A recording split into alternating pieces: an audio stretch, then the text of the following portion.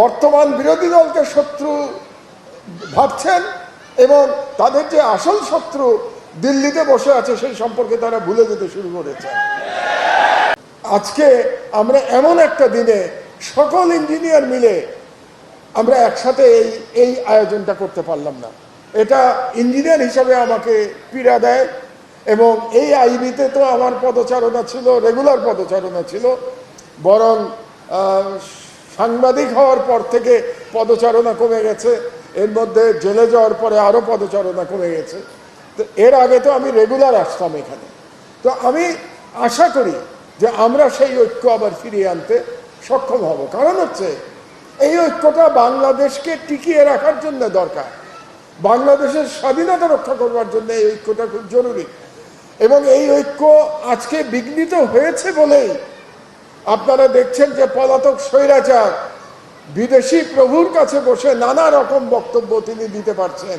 আজকে যদি বাংলাদেশে আমরা ঐক্যবদ্ধ থাকতাম, জুলাই যোদ্ধারা যদি ঐক্যবদ্ধ থাকতেন, তাহলে তার এই ঔদ্ধত্য হতো না।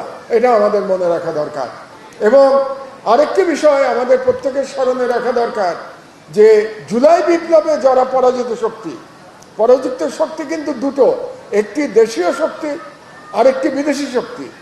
তারা এত সহজে তাদের ষড়যন্ত্র বন্ধ করবে না এবং সেটা গত 2 বছর ধরে আমরা অব্যাহতভাবে দেখতে পেয়েছি।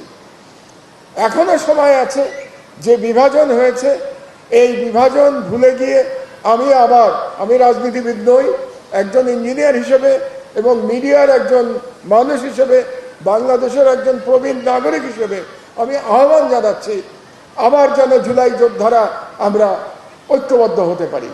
রাজনীতিতে মতবিরোধ অবশ্যই থাকবে এবং ডেমোক্রেটিক পলিটিক্সে, বিশেষত পার্লামেন্টারি পলিটিক্সে বিরোধী দল এবং সরকারি দল থাকবে, কিন্তু আমাদের উভয়কে উপলব্ধি করতে হবে যে বিরোধিতা মানে কিন্তু শত্রুতা নয়।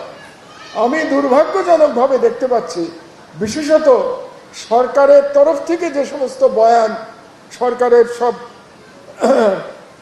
প্রভাবশালী ব্যক্তিরা দিচ্ছেন, সেই বয়ানের মধ্যে আমি যেন দেখতে পাচ্ছি যে তারা বর্তমান বিরোধী দলকে শত্রু ভাবছেন এবং তাদের যে আসল শত্রু দিল্লিতে বসে আছে সেই সম্পর্কে তারা ভুলে যেতে শুরু করেছেন। এটা দেশের জন্য অত্যন্ত অশনি সংকেত বলে আমি মনে করি। কাজেই মাত্র 6 মাস গেছে এই সরকারের, 6 মাসের মধ্যেই আমি কোনো সিদ্ধান্তে উপনীত হওয়া আমাদের ঠিক হবে না এবং মানুষ মাত্রই ভুল হয়, আমাদেরও ভুল হচ্ছে, 6 মাসের মধ্যে সরকারেরও ভুল হতে পারে। এখন আমাদের দেখতে হবে যে সেই ভুল থেকে সরকার শিক্ষা গ্রহণ করেন কিনা। আজকে মহামান্য ভারপ্রাপ্ত প্রেসিডেন্টের বক্তব্যে আমি আশান্বিত হয়েছি।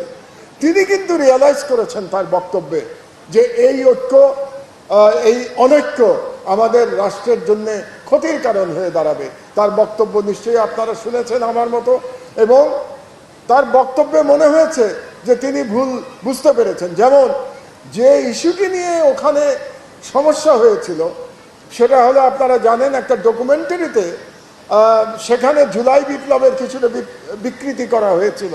জুলাই বিপ্লবের প্রকৃত নায়কদের তাদের যে রোল ছিল সেটাকে খাটো করার চেষ্টা করা হয়েছিল দুর্ভাগ্যজনকভাবে, এবং এটা স্বয়ং প্রেসিডেন্ট তিনি স্বীকার করেছেন, যিনি মন্ত্রী তিনিও স্বীকার করেছেন।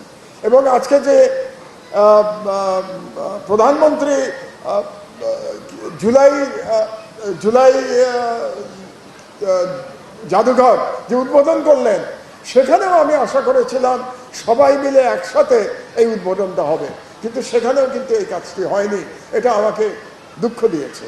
এরকম দৃশ্য আমরা দেখতে চাই নাই, যারা আমরা দীর্ঘদিন ধরে দেশের ভিতরে, দেশে থেকে এবং দেশের বাইরে থেকে সাধ্যমতো ফ্যাসিবাদের বিরুদ্ধে লড়াই করবার চেষ্টা করেছি।